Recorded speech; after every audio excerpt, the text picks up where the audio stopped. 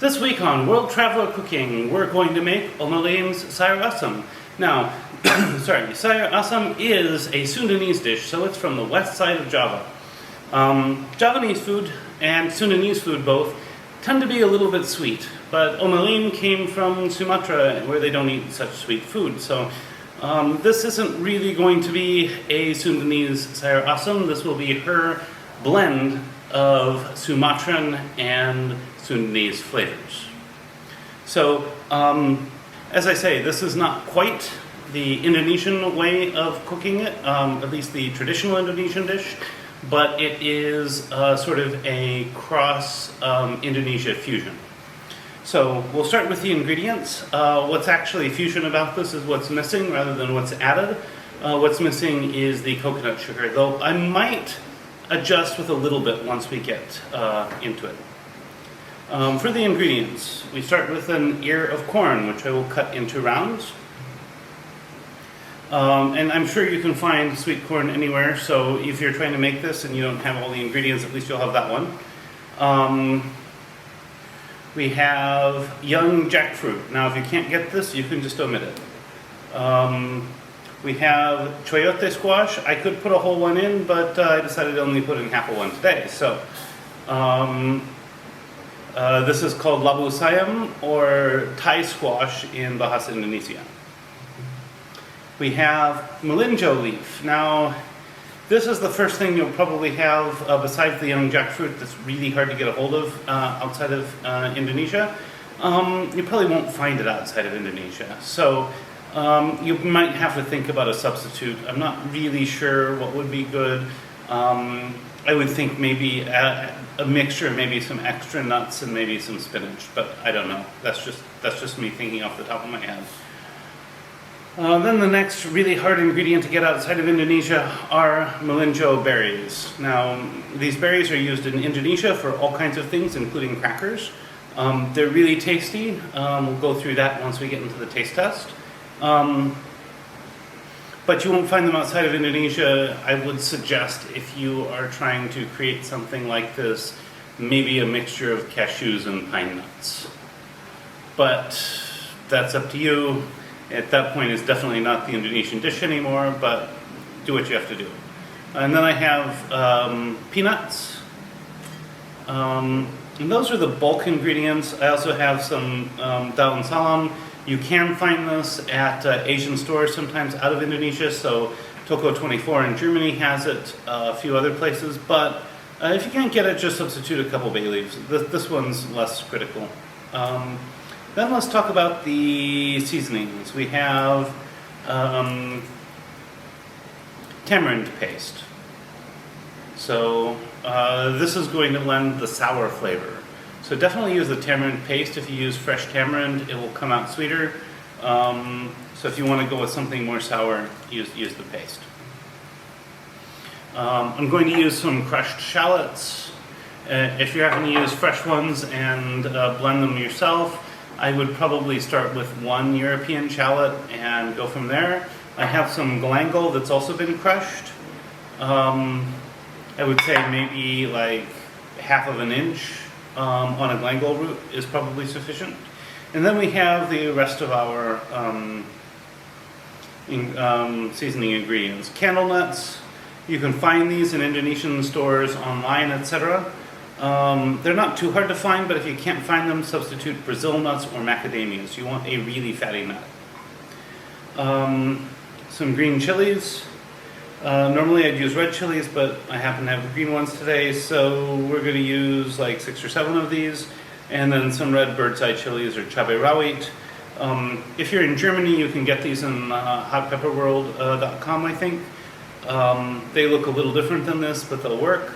You want a really spicy red chili. Then we have 3-4 cloves of garlic, 2 teaspoons of salt, maybe a little more, and then this. This is shrimp paste, or terasi. Now, if you're working with people who are allergic to shrimp, the correct substitute would be MSG. One of the reasons I actually don't use MSG in my cooking is that MSG arose as a cheap substitute to shrimp paste.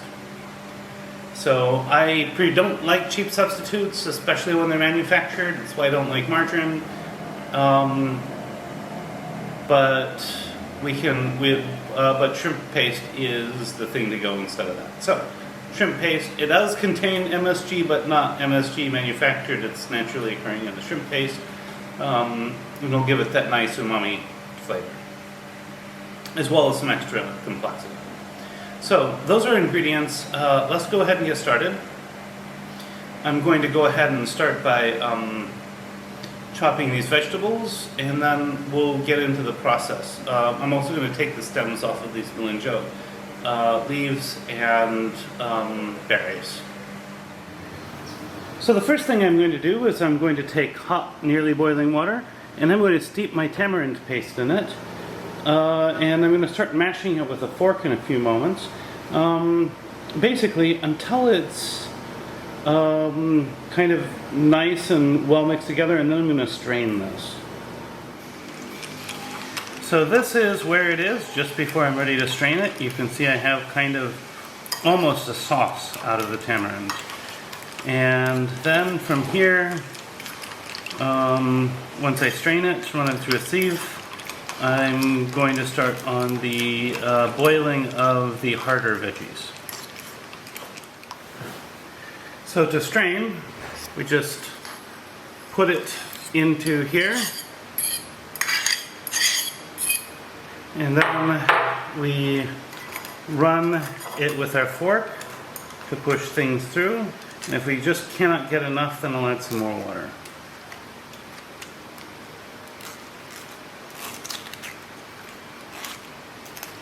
You can see this would actually work as a way of making applesauce too, if you don't have a food mill, or ketchup or anything else that you would use a food mill for, because that's basically what a food mill does, right? You can see pretty soon all I have left are the seeds and some thicker pieces of pulp that we probably don't want in the soup anyway.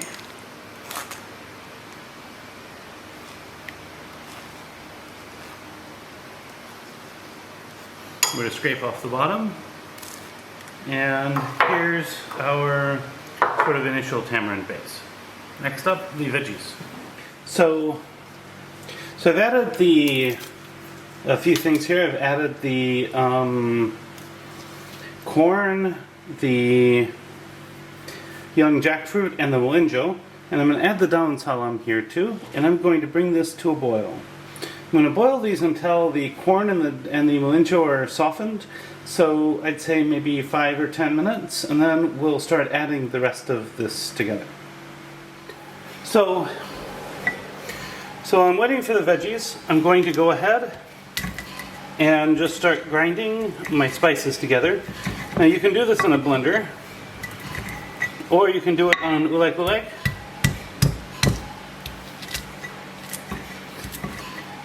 But we'll see that, the ulek works pretty well.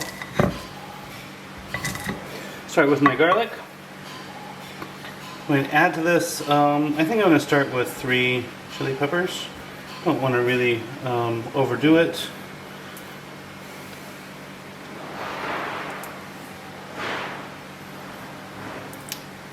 And maybe 3 of the green ones.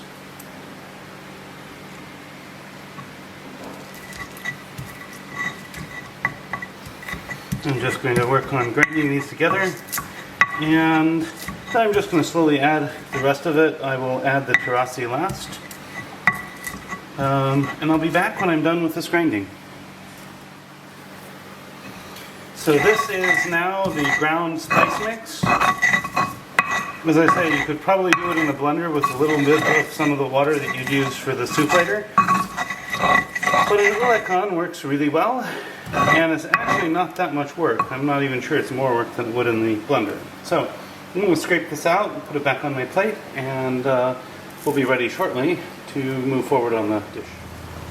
So I've already added the peanuts as well. Probably best to add the peanuts right at the beginning. Now I'm going to add my spices. I'll let this all kind of simmer for a moment, and then I'm going to test how soft the corn is and the melinjo. Now, it's worth noting that oftentimes Oma Liem used to add a chicken foot right at the beginning also, especially one that had been maybe boiled for a bit earlier. And this would add a lot more body to the broth, but I'm not doing that this time. But keep in mind, you could add a chicken foot right at the beginning. So I've just tried a melinjo, and they're cooked through.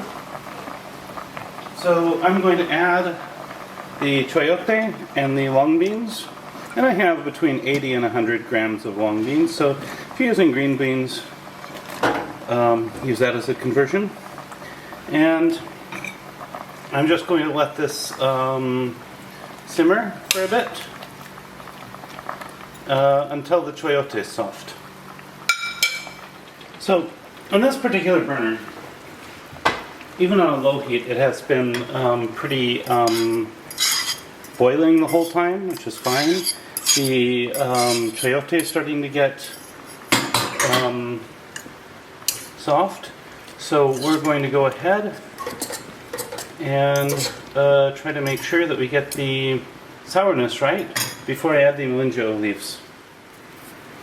So I just tasted it, and it might be just a hair on the sour side, but I think that's okay. I think I kind of like it sour. I'm going to just taste it again.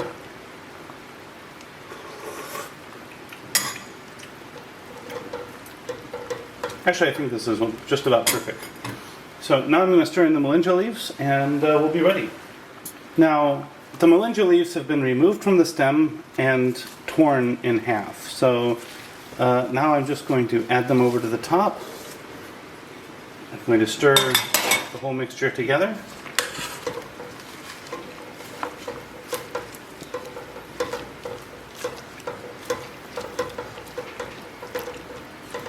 Just give it like about 2 minutes or so.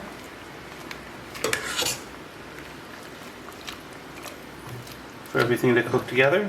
And then we take it off the heat and we will serve it warm.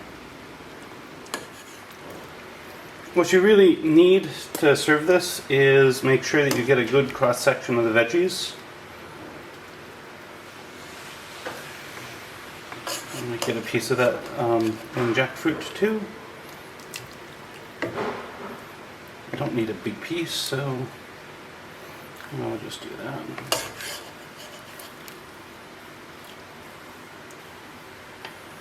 And I think it looks good to make sure that the corn is on the top. So here is our Sayur Asem, Oma Liem Sayur Asem, and then I will taste it in 1 second. And now for the taste test. Now, first of all, I want to show you these melinjo because they're, if you're eating this in Indonesia, this is important. I didn't know this for a while and people laughed at me. But while I eat the skin, a lot of people don't. You can just squeeze it and pull the nut out from the inside. As I say, I eat the skin. But then the nut's what people really pay attention to. So if you crack the nut open, you'll see it's mostly this flesh inside.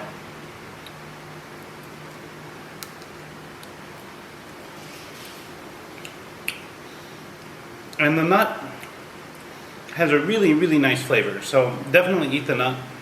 Don't throw it away like I did at first and people are like, no, don't do that. What are you doing? Don't you know how to eat this? In which case I'm like, nope, never eaten it in my life. So melinjo's good. I'm going to try a spoon of the broth with the peanuts. That's really good. You get the tartness of the tamarind paste. Now, again, if I used fresh tamarind, it would come out a lot sweeter, and that's what that's what the Sundanese do. So, if you want to make a more traditional one, add maybe a little bit of palm sugar and fresh tamarind. If you want to make one like this, use tamarind paste and no sugar. Now, yeah, I'm just going to try some of the leaves here. And I don't think I need to taste all the rest of the veggies for you, but...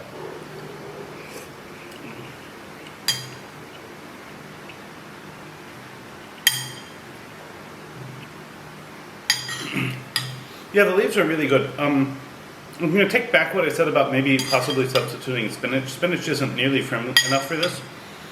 I'd actually say if you can't get melinjo leaves, just leave them out.